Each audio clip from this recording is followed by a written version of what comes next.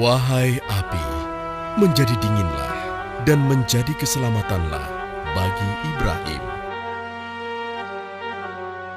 Bangsa Babilonia adalah bangsa yang tidak mempercayai Allah. Mereka justru menyembah bintang-bintang. Salah satu dari bintang tersebut adalah Marduk, yang merupakan bintang terbesar dalam pandangan mereka. Para imam membangun kuil suci bagi Marduk. Selain Marduk, mereka juga menyembah Namrudz, raja mereka. Siapakah Tuhan kalian? Engkau, wahai Namrudz yang agung. Siapakah Tuhan kalian? Engkau, wahai Namrudz yang agung. Siapakah Tuhan kalian? Engkau, wahai Namrudz yang agung. Bagus. Kalian orang-orang yang cerdas. Akulah Tuhan sekalian alam. Demikianlah keangkuhan seorang Namrudz. Ia merasa besar dengan kekuasaannya, dan ia benar-benar mengangkat dirinya sendiri menjadi Tuhan yang perintahnya harus ditaati. Sampai pada suatu ketika dalam sebuah pertemuan agung dengan para peramal, salah seorang di antara mereka menyampaikan, Yang mulia, sebagaimana yang kami lihat dari posisi bintang-bintang, di negeri ini, tahun ini, akan lahir seorang bayi yang akan mengajak rakyat kepada agama baru yang akan meruntuhkan kerajaanmu. Berhati-hatilah, Yang Mulia. Apa yang dikatakannya benar. Sebaiknya Yang Mulia segera mengambil tindakan. Baiklah, aku percaya. Mulai saat ini, semua bayi laki-laki di Babilonia harus dibunuh. Semuanya. tanpa pikir panjang, Namrudz mengambil keputusan yang sangat mengerikan. Serta-merta, ia mengerahkan seluruh tentaranya untuk membunuh semua bayi laki-laki di Babilonia. Sementara itu, di sudut kota Babilonia, tinggallah seorang pembuat patung terkemuka bernama Azar. Ia sangat terpukul mendengar perintah Raja Namrudz, Tuhannya selama ini. Dikarenakan istrinya tengah hamil tua dan tinggal menunggu waktu untuk melahirkan anak pertamanya. Wahai istriku, sungguh aku takut tentara Namrudz akan menemukan engkau dan membunuh anak kita yang akan terlahir nanti. Demi Marduk Tuhan kita, aku akan membawamu keluar dari sini. Kita harus bersembunyi hingga keadaan aman. Oh, baiklah. Kalau begitu, aku akan bersiap-siap. Wahai Namrudz yang agung, semua bayi laki-laki di negeri ini telah kami bunuh tanpa kecuali. Bagus. Namrudz demikian puas mendengar laporan tentaranya. Dia merasa aman sekarang. Tahun demi tahun pun berlalu. Anak Azar yang telah disembunyikan itu telah tumbuh menjadi anak yang kuat dan cerdas. Ia bernama Ibrahim. Suatu ketika, Ibrahim bertanya kepada ibunya, Ibu, tahukah engkau siapa Tuhanku? Ya ampun, kenapa dia bisa bertanya seperti itu? Akulah Tuhanmu, nak. Lalu Tuhan ibu siapa? Tuhan ibu, sudah pasti ayahmu. Kalau begitu, Tuhan ayahku siapa? Ibrahim, kenapa kau bertanya seperti itu? Tentu saja Namrudzlah Tuhan ayahmu. Lalu Bu, siapa Tuhan Raja Namrudz? Ya Tuhan, bagaimanakah aku harus menjawabnya? Jangan-jangan inilah anak yang dikhawatirkan oleh Raja Namrudz. Inikah anak yang akan mengubah agama dan kepercayaan masyarakat Babilonia? karena tidak puas dengan jawaban sang ibu, Ibrahim kecil pun keluar dari gua dan ia mencoba mulai mencari siapa Tuhannya. Malam pun datang. Saat itu bulan purnama bercahaya menerangi malam. Wow, inilah rupanya Tuhanku. Ibrahim kecil sangat kagum dengan bulan purnama itu. Sekali lagi ia yakin itulah Tuhannya. Tetapi tatkala pagi menjelang, Kenapa dia menghilang? Kemana sinarnya tadi? Dia pasti bukan Tuhan. Wow, ini pasti Tuhanku. Indah sekali. Besar dan sangat terang. Pasti dia kuat sekali. sekali. Tetapi malam pun datang. Pasti dia juga bukan Tuhan. Tuhan tidak mungkin pergi. Demikianlah, Ibrahim kecil merenung dari hari ke hari. Ia mencari siapa Tuhannya. Ia telah mengamati semua yang ada di alam ini, sampai akhirnya ia menyimpulkan bahwa Tuhannya adalah Tuhan yang menciptakan alam semesta. Dialah Allah yang Esa. Beberapa tahun kemudian, di usianya yang dewasa, Ibrahim pun diangkat menjadi utusan Allah. Beliau pun kembali kepada kaumnya di negeri Babilonia. Beliau pun memenuhi tugasnya menyeru manusia kembali kepada Allah.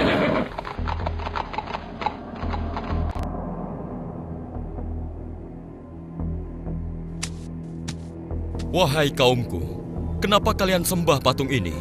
Bukankah ia tidak dapat mendengar, juga tidak dapat bergerak dan membantu kesulitan kalian? Tolong kalian berpikir. Usir saja, biarkan saja dia. Semoga Allah memberi petunjuk. Wahai kaumku, keluarlah dari semua kebodohan ini. Tidak ada gunanya kalian menyembah semua patung yang ada.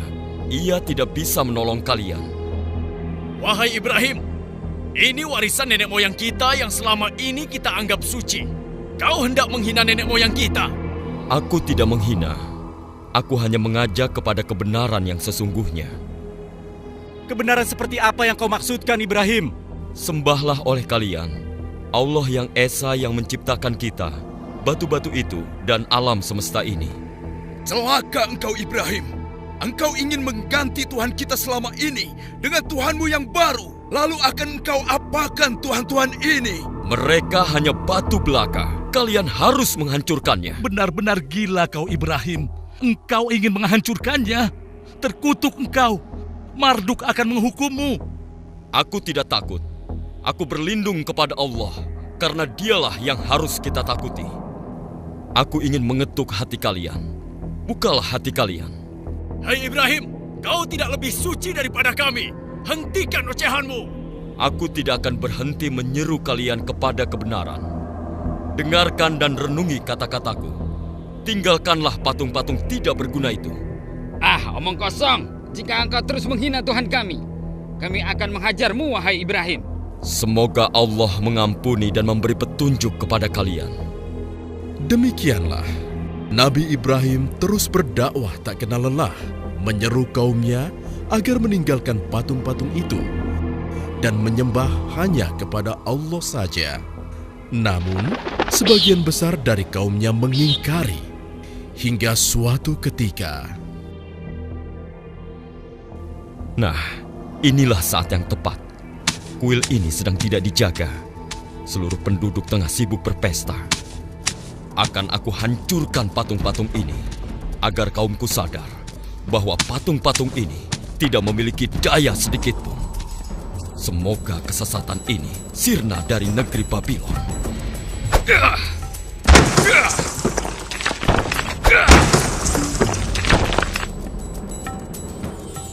Nabi Ibrahim menghancurkan semua patung-patung milik kaumnya, kecuali berhala yang paling besar yang disebut Marduk. Bahkan Nabi Ibrahim menggantungkan kapaknya pada patung tersebut. Kemudian, kegemparan pun terjadi.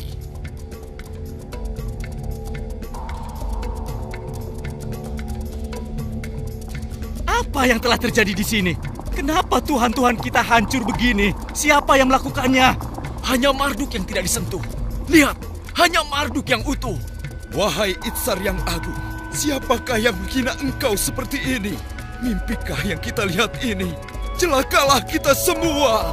Siapa yang melakukan ini? Jangan-jangan Ibrahim. Karena hanya dia yang berniat melakukan hal ini. Kita seret dia ke sini. Betul, betul. Seret saja dia. Ayo seret. Seluruh penduduk negeri Babilonia gempar.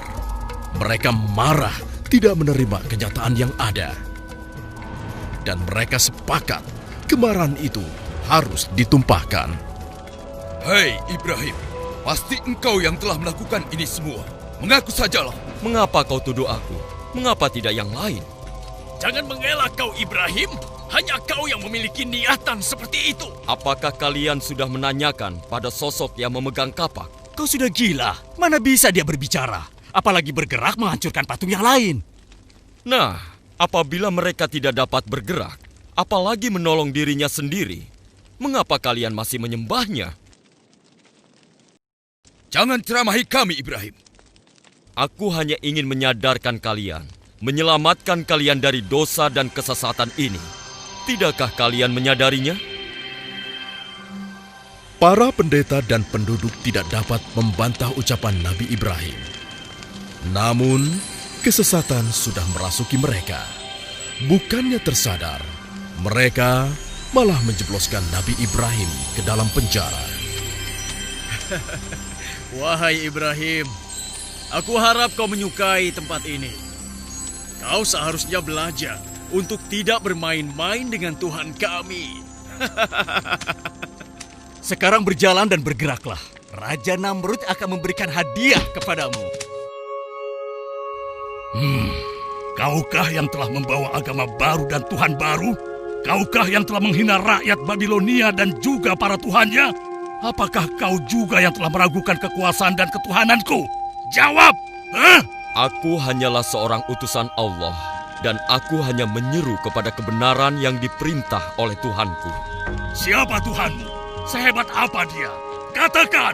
Tuhanku, dialah yang menghidupkan dan mematikan. Hanya itu? Aku pun dapat melakukannya. Pengawal, berikan aku 2 orang sekarang juga. Siap! Ini mereka yang mulia. Bunuh yang di sebelah kananmu. Ampuni hamba. Sekarang, biarkan yang satunya pergi. Beri hadiah untuknya agar dia menikmati kedermawananku. Beribu-ribu terima kasih untuk engkau, wahai Namrud yang agung. Engkaulah Tuhan kami. Saksikan itu, Ibrahim. Aku bisa memberikan hidup kepada seseorang dan mengambilnya dari orang lain. Kini coba kau terbitkan matahari di sebelah barat, sebagaimana Tuhanku telah menerbitkannya di sebelah timur setiap pagi. Kau masih juga meragukan ketuhananku. Beraninya kau menghinaku, Ibrahim. Aku tidak bermaksud menghina. Jika kau memang Tuhan, kau pasti bisa melakukan apa yang kukatakan. Kurang ajar.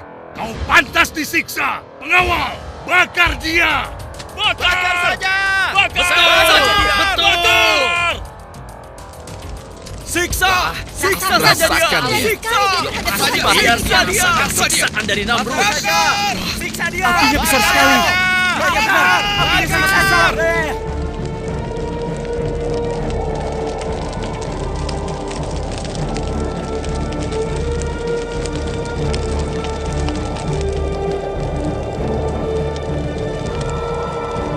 Ya Allah, aku berserah diri kepadamu.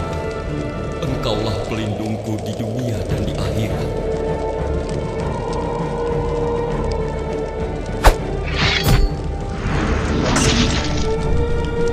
Hasbunallah wa ni'mal wakil. Ni'mal maula wa ni'mal nasir.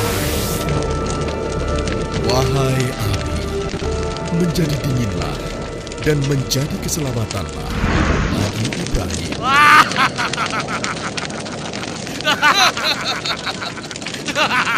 Rasakan siksaan Namrud. Dia yang menghukum penghina dan penentang Tuhan-Tuhan kita. Wahai rakyat Babilonia, penghina Tuhan kita telah dimusnahkan. Oleh karena itu, Raja Namrud telah menyiapkan pesta untuk kita semua. Bersenang-senanglah kalian. Begitulah rakyat Babilonia bersukacita dengan dibakarnya Nabi Ibrahim. Namun, seiring dengan padamnya api, keajaiban terjadi. Ya Tuhan, lihatlah. Apa itu? Bukankah itu Ibrahim? Iya, terbakar. itu terbakar ya. Seluruh rakyat Babilonia terkejut. Ini kejadian yang sangat ajaib.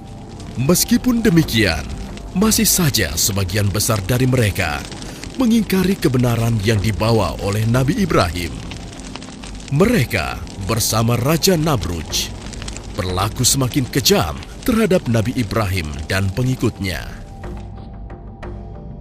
Oleh karena itulah, Allah memerintahkan Nabi Ibrahim dan pengikutnya untuk hijrah keluar dari Babilonia. Setelah kepergian Nabi Ibrahim dan pengikutnya meninggalkan negeri Babilonia, turunlah azab Allah atas Namrudz dan penduduknya yang ingkar di Babilonia.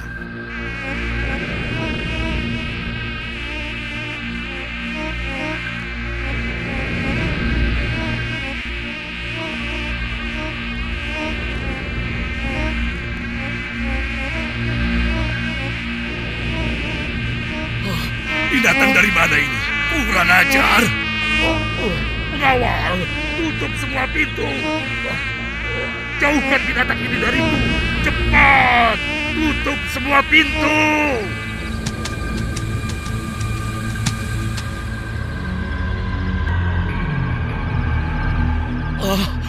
Mengapa bisa begini? Apakah ini karena Ibrahim dan Tuhannya? Hei, pengawal! Pengawal, aku sudah menyuruh kalian untuk menutup semua pintu dan jendela. Bunuh nyamuk-nyamuk ini, cepat! Raja Namrudz berteriak-teriak seperti orang kesurupan. Dia harus menghadapi serangan nyamuk, binatang kecil yang menjadi sangat berbahaya pada saat itu. Pengawalnya kebingungan, tidak mampu berbuat apa-apa. Nyamuk itu begitu ganas menyerang Raja Namrudz. Sampai akhirnya, seekor nyamuk masuk ke dalam otaknya.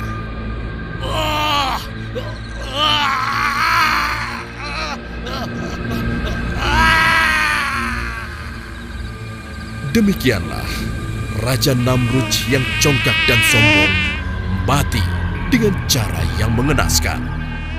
Seekor nyamuk dengan izin Allah Subhanahu wa Ta'ala masuk ke dalam otaknya dan mengakhiri hidupnya yang penuh dengan dosa. Semoga Allah Subhanahu wa Ta'ala melindungi kita dari perilaku yang serupa dengan Raja Namrudz.